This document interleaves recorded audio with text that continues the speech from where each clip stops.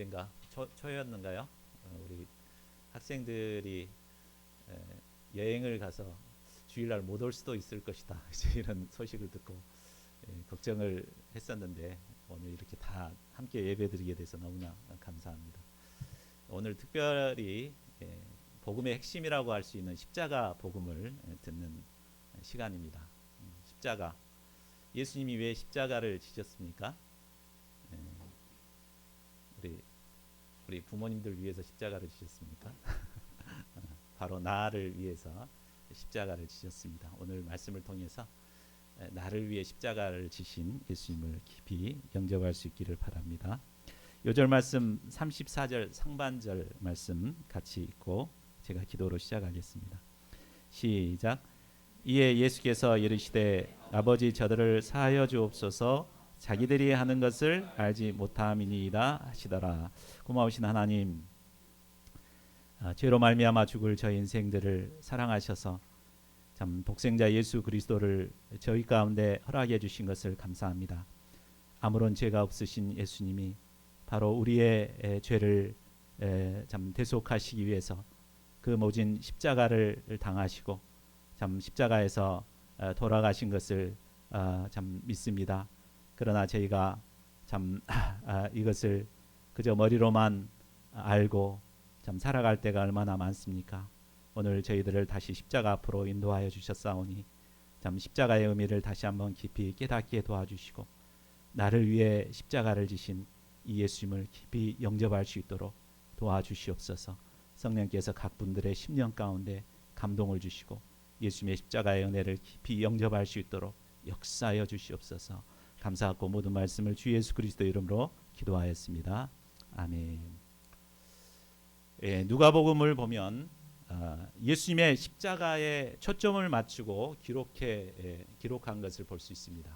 그래서 예수님께서는 갈릴리에서부터 예루살렘에 십자가를 지시기 위해서 그동안 쭉 이렇게 오신 과정들을 우리가 공부했습니다. 예수님은 하나님의 어린 양으로서 인류의 모든 죄를 담당하시기 위해서 이 땅에 오셨고 또 3년 반 동안 공생의 길을 걸어 오셨습니다. 그리고 마침내 오늘 말씀을 통해서 십자가에 못 박혀 숨을 거두십니다. 예수님이 십자가에서 죽었다는 사실을 모르는 사람들은 거의 없을 것입니다. 그러나 머리로 안다고 십자가의 은혜가 내게 오는 것은 결코 아닙니다. 예수님께서 왜 십자가를 지셨는가를 바로 알고 인격적으로 영접하는 자만이 죄사함과 구원의 은혜를 누리고 변화된 새 인생을 살아가게 됩니다. 오늘 말씀을 통해 예수님의 십자가가 나를 위한 것임을 깊이 영접할 수 있기를 기도합니다. 파트 1 사형 판결을 받으신 예수님 1절에서 25절입니다. 예수님은 겟세마네 동산에서 기도하신 후에 체포당하시고 철야 신문을 받으셨습니다. 그들은 공회를 열어서 예수님을 신성 모독죄로 죽이기로 결의합니다.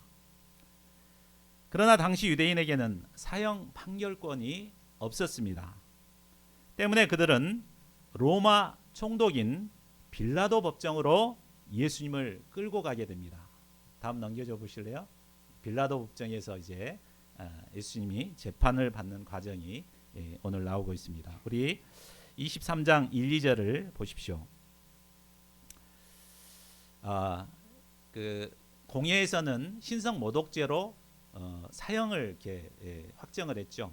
그러나 로마법에서는 신성 모독죄로 사형을 시킬 수가 없었습니다.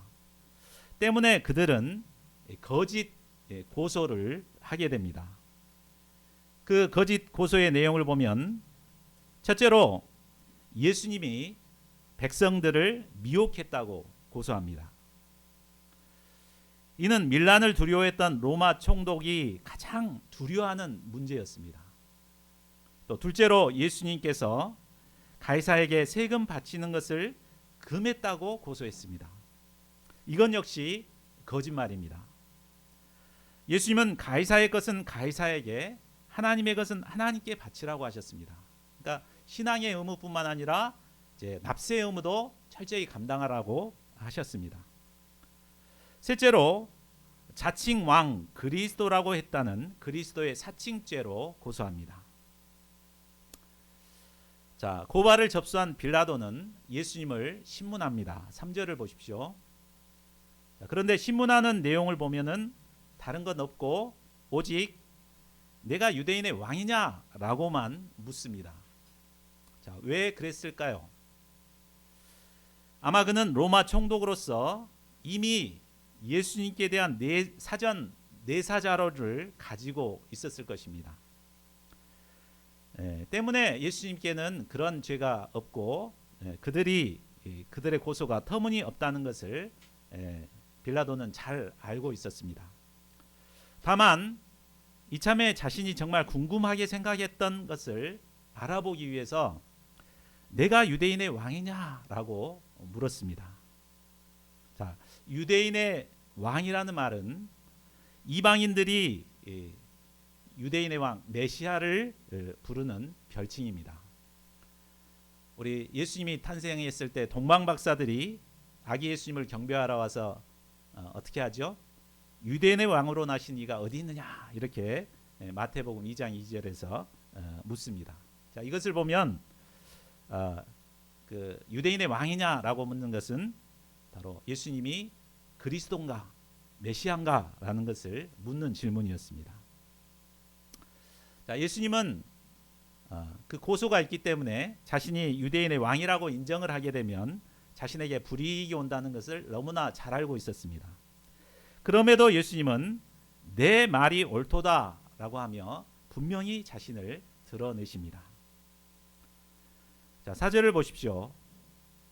예수님을 질문한 후 빌라도 총독은 예수님께 아무런 죄가 없다는 것을 알았습니다. 그래서 최종 판결을 내립니다. 내가 보니 이 사람에게는 죄가 없도다. 그렇다고 물러날 종교 지도자들이 아니었습니다. 그들은 무리를 선동해서 밀어붙입니다. 그가 온 유대에서 가르치고 갈릴리에서부터 시작하여 여기까지 와서 백성들을 소동하게 하나이다. 그들은 빌라도의 약점을 잘 알고 있었습니다. 백성들에게 소요가 일어나게 되면 그 총독은 황제에게 찍혀서 결국은 정치 생명이 끝나게 됩니다. 이 고심하던 빌라도는 예수님을 갈릴리를 다스리는 이 헤롯 왕에게 떠넘기기 위해서 그에게 보냅니다. 7절을 보십시오. 헤롯도 마침 유월절을 맞아 예루살렘에 와 있었습니다. 헤롯은 예수님을 보고 매우 기뻐합니다. 헤롯은 전부터 예수님의 소문을 많이 들어왔습니다. 예수님이 행하시는 능력의 역사, 귀신을 쫓아내고 병든 자를 치료하고 죽은 자를 살리고 오병이어로 5천 명을 먹이는 이런 것들을 듣기는 했지 직접 보지를 못했습니다. 그래서 이제 그것을 한번 직접 자기 눈으로 보고 싶어 했습니다. 그러나 예수님께서 그가 요구한다고 들어주실 리가 없습니다. 헤롯이 여러 말로 물었으나 예수님은 아무런 대답도 않으십니다. 그러자 옆에 있던 대제사장들과 서기관들이 서서 힘써 고발합니다. 헤롯은 더 이상 얻을 것이 없자 군인들과 함께 예수님을 업신여기며 희롱했습니다. 그리고 빛난 옷을 입혀 빌라도에게 다시 보냈습니다. 헤롯과 빌라도가 전에는 원수였으나 그날은 친구처럼 서로 주거니 받거니 쿵짝이 잘 맞았습니다. 빌라도는 어쩔 수 없이 대제사장들과 관리들과 백성들을 불러 모으고 결심 공판, 최종 판결을 내립니다. 그 판결이 무엇인가 우리 같이 한번 읽어볼까요? 14, 15절입니다. 시작. 이르되 너희가 이 사람이 백성을 미혹하는 자라 하여 내게 끌고 왔도다. 보라, 내가 너희 앞에서 신문하였으되 너희가 고발하는 일에 대하여 이 사람에게서 죄를 찾지 못하였고 헤롯이 또한 그렇게 하여 그를 우리에게 도로 보내었도다. 보라, 그가 행한 일에는 죽일 일이 없느니라. 아주 정확하게 판결을 냈습니다. 빌라도는 수많은 재판을 해온 이 재판의 달인입니다. 그가 몇 마디 딱 이렇게 질문만 해보면 그 사람에게 죄가 있는지 없는지 정확하게 알 수 있습니다. 그의 신문 결과 예수님에게서 아무런 죄를 찾을 수가 없었습니다. 유대 문화에 익숙한 헤롯 왕도 마찬가지였습니다. 이제 예수님께 죄가 없다는 것을 알았으니 빌라도는 무죄를 선언하고 예수님을 풀어주어야 마땅했습니다. 그러나 16절을 보십시오. 빌라도는 예수님을 때려서 놓고자 합니다. 성난 무리들을 만족시키기 위해 죄 없으신 예수님을 채찍으로 때리고자 했습니다. 그러면 성난 민심이 가라앉을 줄 알았습니다. 그러나 18절을 보십시오. 무리들은 일제히 소리를 질렀습니다. 이 사람을 없이 하고 바라바를 우리에게 놓아주소서. 바라바는 성중에 일어난 밀랑과 살인죄를 지은 자로서 십자가에 죽어 마땅한 자였습니다. 그런데 이런 자를 놓아주고 아무런 죄 없으신 예수님을 십자가에 못 박으라는 것입니다. 자, 20절을 보십시오. 빌라도는 그들을 재차 설득합니다. 그러나 무리들은 그를 십자가에 못 박게 하소서, 십자가에 못 박게 하소서 하며 소리를 지릅니다. 22절을 보십시오. 그는 세 번째 무리를 설득합니다. 이 사람이 무슨 악한 일을 하였느냐? 나는 그에게서 죽일 죄를 찾지 못하였나니 때려서 놓으리라. 그러나 그들은 아랑곳하고 큰 소리로 예수님을 십자가에 못 박으라고 외쳤습니다. 금방이라도 폭동이 일어날 것만 같았습니다. 결국 그들의 소리가 이겼습니다. 빌라도는 어쩔 수 없이 그들이 구하는 대로 예수님에게 십자가형을 언도합니다. 자, 이런 빌라도의 문제가 무엇입니까? 그것은 진리를 알면서도 진리 편에 서지 않고 현실과 타협하여 불의의 편에 선 것입니다. 그는 예수님을 질문하면서 예수님에게 아무런 죄가 없다는 것을 알았습니다. 무엇보다 예수님이 유대인의 왕 메시아가 되심을 알았습니다. 그렇다면 어떻게 해야 됩니까? 자신이 죽는 한이 있더라도 법과 양심에 따라 소신껏 판결을 내려야 했습니다. 그러나 그는 무리를 두려워하고 자신의 지위가 위태로울 것을 두려워했습니다. 현실과 타협하여 적당히 무리를 만족시키려고 했습니다. 그것도 안 되니까 6월절 특사를 빌미로 타협하고자 했습니다. 자, 이런 것만 보면 빌라도는 참 굉장히 정치적으로 뛰어난 인물인 것을 알 수 있습니다. 그러나 이로 말미암아 결국 그는 죄 없는 예수님을 십자가에 못 박는 씻을 수 없는 죄를 범하게 됩니다. 자, 이처럼 우리도 죄와 타협하게 될 때 결국은 씻을 수 없는 죄를 범할 수밖에 없습니다. 우리는 뭐가 진리인 것을 잘 알죠. 이렇게 해서는 안 된다는 것을 아는데 우리도 때로는 빌라도처럼 타협하려고 할 때가 많습니다. 안 돼요, 안 돼요, 안 돼요, 돼요, 돼요, 그러다가 돼요, 이렇게 죄에 넘어질 때가 많습니다. 우리가 이런 빌라도와 같은 어리석은 자들이 되지 않기를 기도합니다. 자, 파트 2, 십자가에 못 박히신 예수님, 26절에서 34절 상반절입니다. 자, 누가복음에는 생략되어 있지만 빌라도는 예수님께 채찍형을 내립니다. 당시 로마법에는 로마인은 몽둥이 40대, 비로마인은 채찍 40대를 때렸습니다. 그런데 유대인들은 반항을 잘했기 때문에 120대의 채찍을 때렸습니다. 채찍 끝에는 나비나 뼈로 만든 덩어리가 있어서 채찍이 이렇게 내리칠 때 피가 튀기고 살점이 떨어져 나갔습니다. 이런 채찍을 120대나 예수님은 맞으셨습니다. 그 뒤 로마 군인들은 예수님의 머리에 가시관을 씌우고 온갖 희롱을 했습니다. 그리고 십자가에 못 박기 위해 예수님을 끌고 나갔습니다. 죄수들은 각자 자기가 못 박힐 십자가를 지고 처형장까지 가야 했습니다.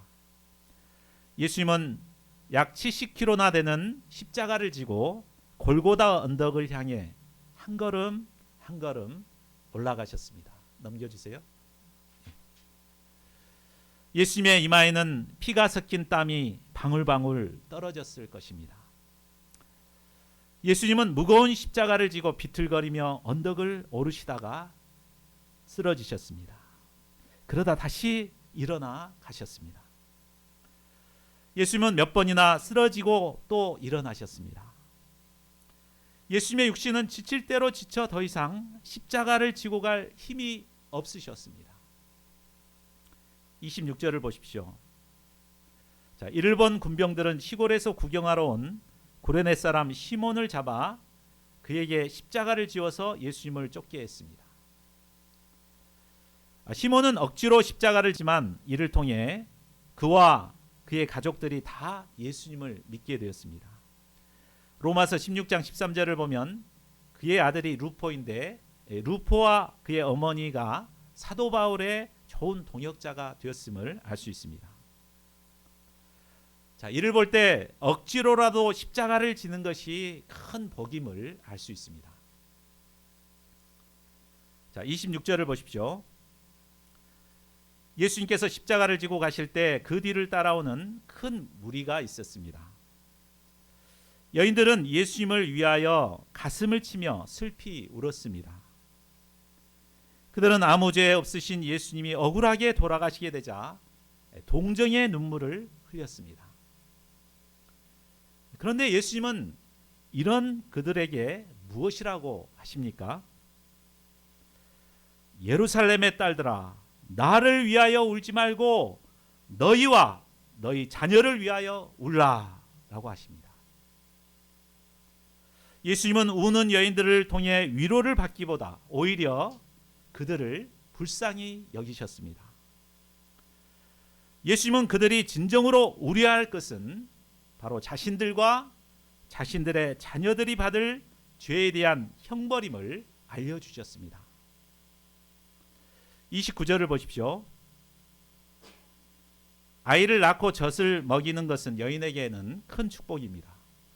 그런데 환난 날이 이르게 되면 이들이 더 큰 고통을 겪게 됩니다. 그래서 오히려 아이 없는 자들이 복이 있다고 하게 됩니다.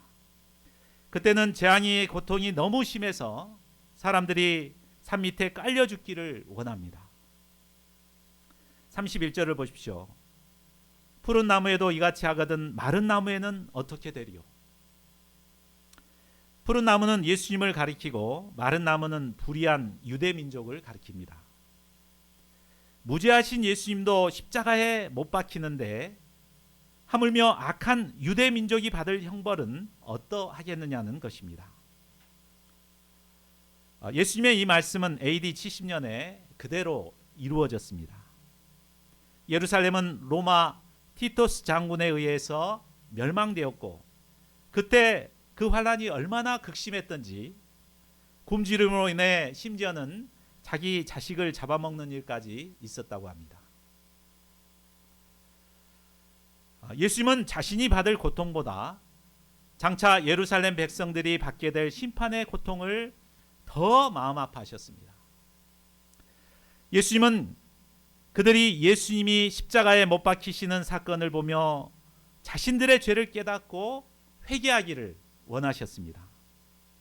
이 때문에 나를 위하여 울지 말고 너희와 너희 자녀들을 위하여 울라고 하십니다.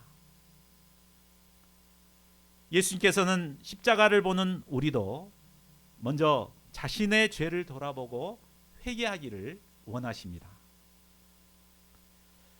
32, 33절을 보십시오. 두 행악자도 사형을 받게 되어 예수님과 함께 끌려갔습니다. 마침내 해골이라는 곳에 이르자 예수님을 십자가에 못 박고 두 행악자도 예수님의 좌우에 못 박혔습니다. 십자가의 형벌은 흉악한 죄인들이 받는 형벌입니다.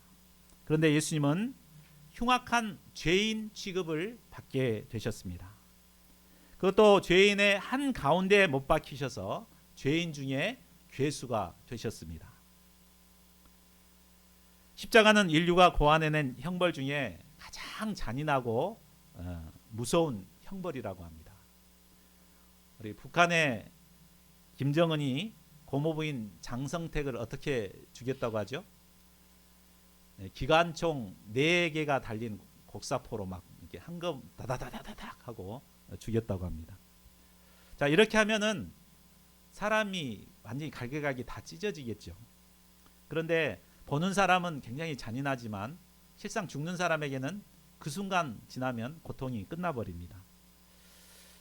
그런데 십자가 형벌은 못 박히는 그 순간부터 죽는 순간까지 1000번 이상 까무러치는 고통을 느낀다고 합니다. 시편 기자는 그 고통을 다음과 같이 묘사했습니다. 나는 물같이 쏟아졌으며 내 모든 뼈는 어그러졌으며 내 마음은 밀랍 같아서 내 속에서 녹았으며 내 힘이 말라 질그릇 조각 같고 내 혀가 입천장에 붙었나이다. 주께서 또 나를 죽음의 진토 속에 두셨나이다. 예수님은 그 고통이 너무나 고통스러워서 나의 하나님, 나의 하나님, 어찌하여 나를 버리셨나이까 하며 절규하셨습니다. 자, 아무런 죄가 없으신 예수님께서 왜 이토록 무서운 고통을 받으셔야 한 것입니까? 바로 우리의 죄 때문입니다. 34절을 보십시오. 십자가에 달리신 예수님은 죄인들을 향해 기도하십니다. 아버지, 저들을 사하여 주옵소서. 자기들이 하는 것을 알지 못함이니이다. 사람들은 자신이 죄인인지도 모르고 죄 없으신 예수님을 십자가에 못 박았습니다. 그러나 실상 예수님은 죄인들을 위해서 십자가에 달려 죽으신 것입니다. 예수님은 이 사명을 끝까지 감당하기 위해 죄인들을 위한 용서의 기도를 드리셨습니다.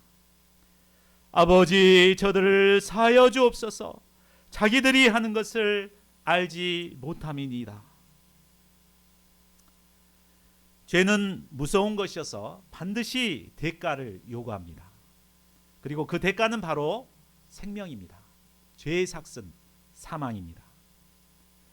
우리는 우리가 지은 죄로 인해서 피를 흘리며 비참하게 죽어야 했습니다.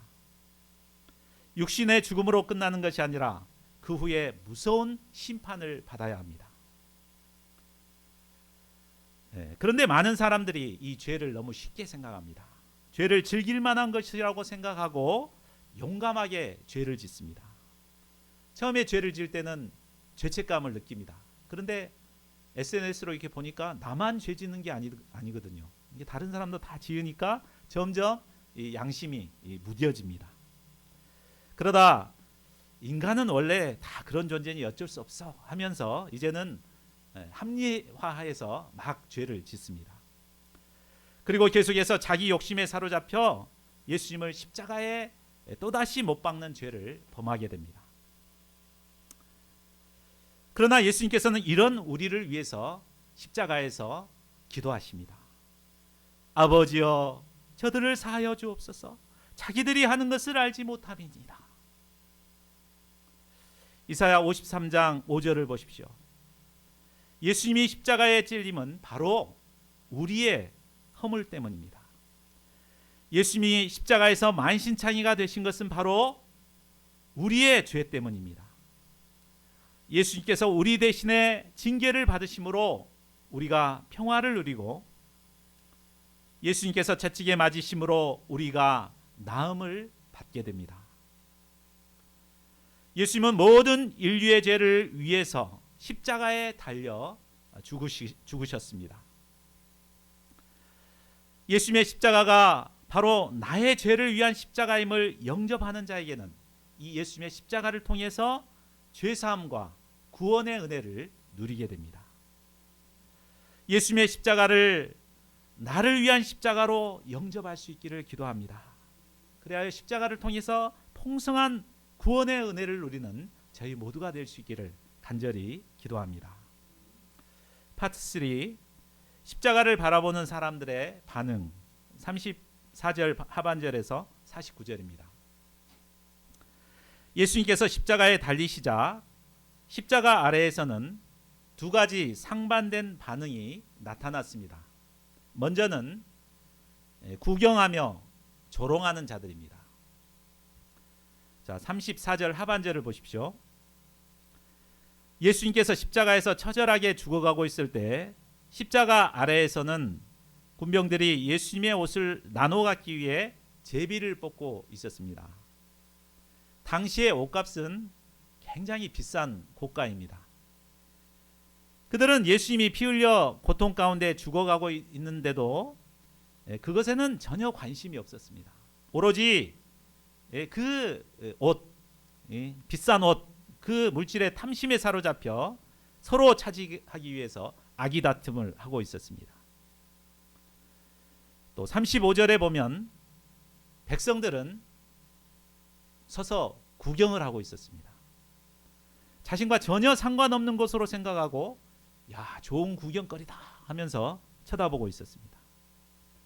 또 관원들은 비웃고 조롱했습니다. 저가 남은 구원하였으니 만일 하나님의 택하신 자 그리스도이면 자기를 구원할지어다. 또 군인들은 마취 효과가 있는 신포도주를 막 내밀면서 장난감 다루듯이 희롱을 했습니다. 내가 만일 유대인 왕이면 내가 너를 구원하라. 이렇게 희롱을 했습니다. 39절을 보십시오. 심지어 십자가에 달려 죽어가는 행악자도 예수님을 비방했습니다. 내가 그리스도가 아니냐? 너와 함께 우리를 구원하라. 일평생 죄만 짓다 처형당하는 그 죄인까지도 예수님을 조롱하고 있었습니다. 자, 예수님은 어떤 분이십니까? 예수님은 하나님의 능력과 심판의 권세를 가지신 분이십니다. 얼마든지 그 십자가에서 내려와서 조롱하는 자들을 당장 심판하실 수도 있으십니다. 그러나 그렇게 되면 인류 구속 역사는 이룰 수가 없게 됩니다. 때문에 예수님은 십자가에서 이 모든 비난과 무시와 조롱을 끝까지 참아내셨습니다. 예수님께서 죄인들을 구원하시기 위해서 십자가에서 죽어가고 있었습니다. 그러나 사람들은 이런 예수님에게는 아무런 관심도 없고 조롱하고 비방했습니다. 자, 오늘날도 다르지 않는 것 같습니다. 예수님의 십자가를 모르는 사람이 없습니다. 다 예수님이 십자가에 달려 죽으셨다는 거 다 알죠? 교회 안 다니는 사람도 다 압니다. 그러나 대부분 이 십자가에 대해서 아무런 관심이 없습니다. 오로지 욕심에 사로잡혀 악착같이 자기만을 위한 이기적인 삶을 살아갑니다. 또 뒷짐을 지고 구경꾼으로 사는 자들도 있습니다. 적대감을 가지고 예수님을 비방하고 조롱하는 안티 크리스찬들도 많습니다.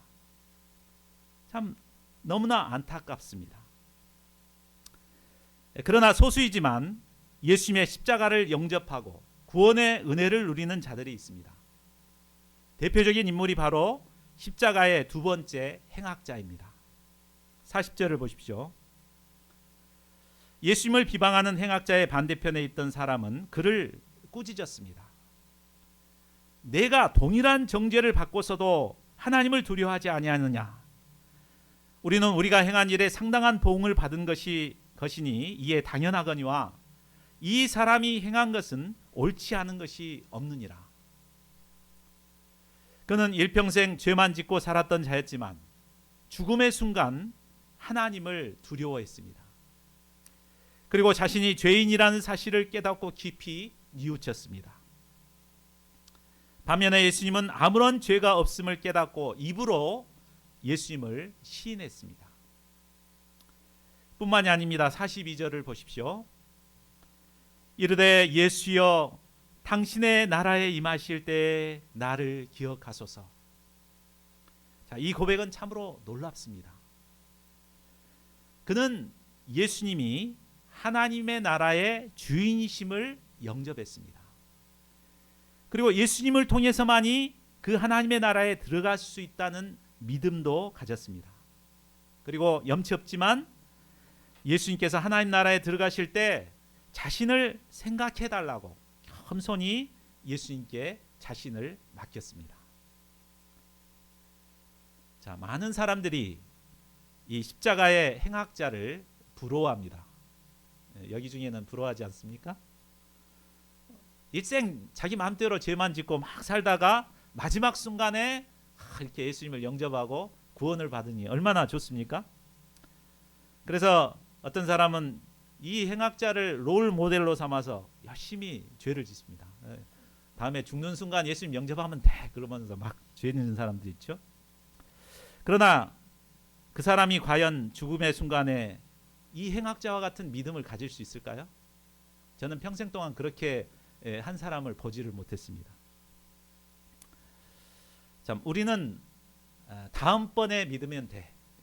지금은 즐기고 뭐 이렇게 하면서 죄를 막 짓습니다. 그러나 이번 기회가 마지막일 수도 있습니다.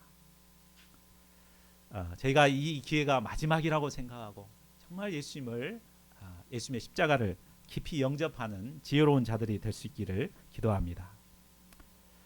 자, 그러면 마지막 순간에 회개한 죄인을 예수님은 어떻게 축복하십니까? 43절을 보십시오. 내가 진실로 내게 이르노니 오늘 내가 나와 함께 낙원에 있으리라. 자, 이 얼마나 놀라운 축복의 말씀입니까?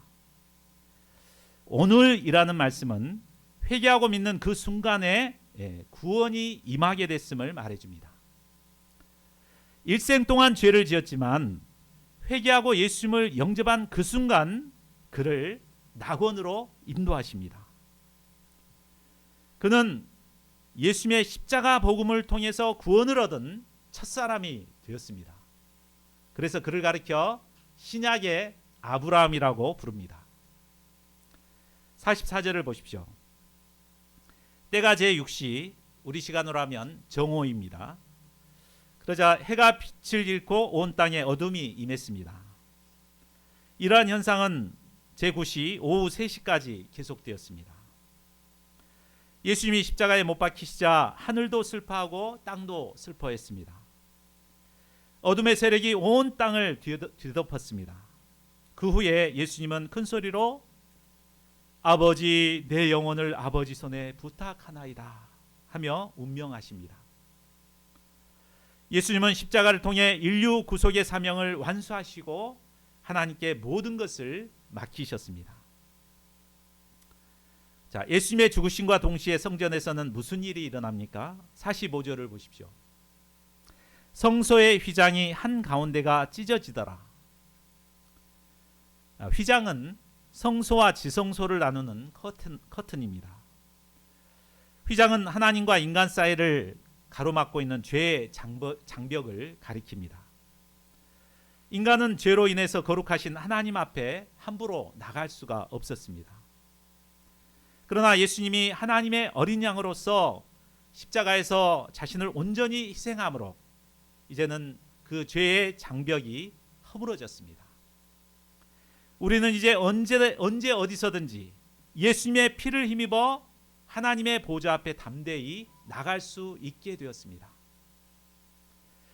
47절을 보면 예수님의 십자가형을 집행하던 백부장이 이 모든 것을 보고 하나님께 영광을 돌리며 고백합니다.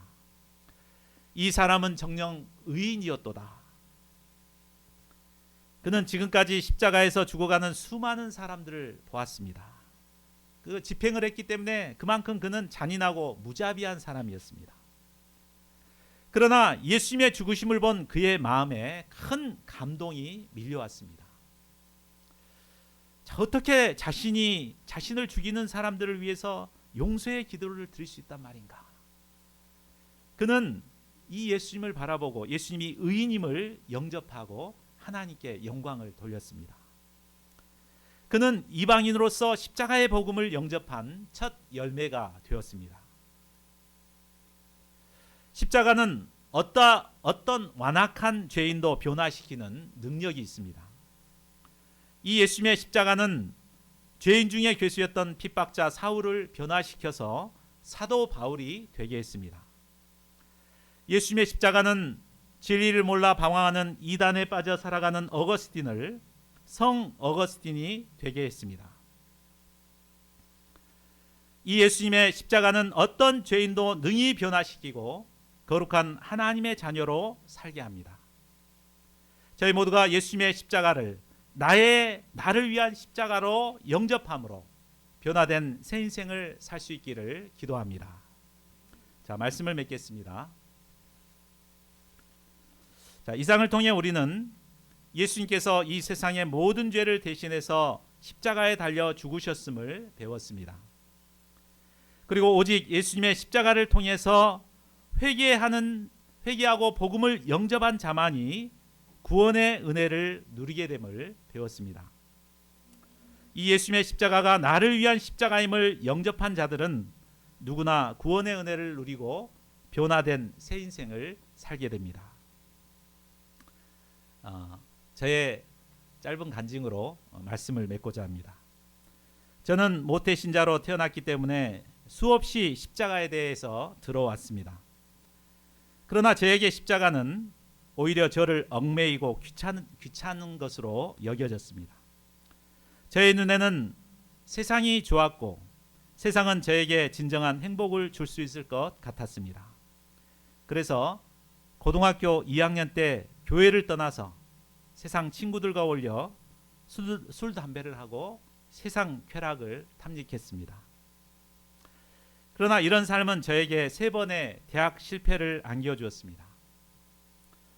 영육간의 병든 인생을 살게 했습니다.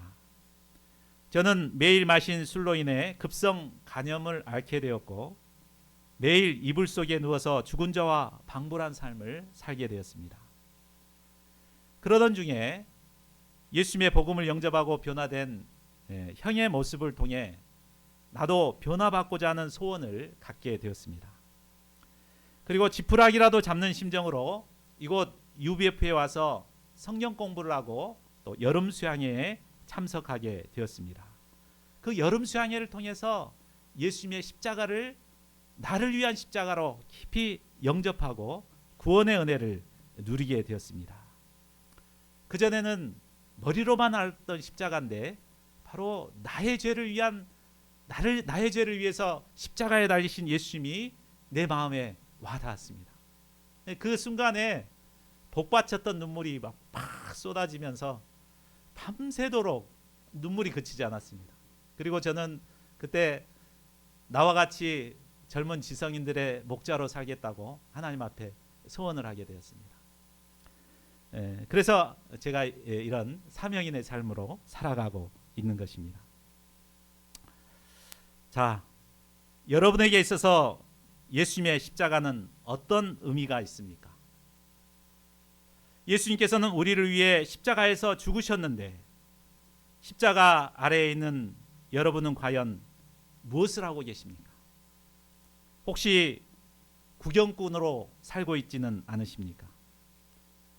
아니면 십자가를 외면하고 자기 욕심만을 위해 살아가고 있지는 않으십니까? 예수님께서는 이 시간 이런 우리를 위해서 기도하십니다. 아버지, 저들을 사하여 주옵소서. 자기들이 하는 것을 알지 못함이니이다.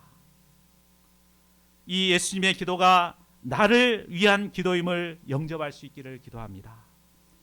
이를 통해 십자가를 깊이 영접하고 죄사함과 구원의 은혜를 누리는 저희 모두가 되기를 간절히 기도합니다.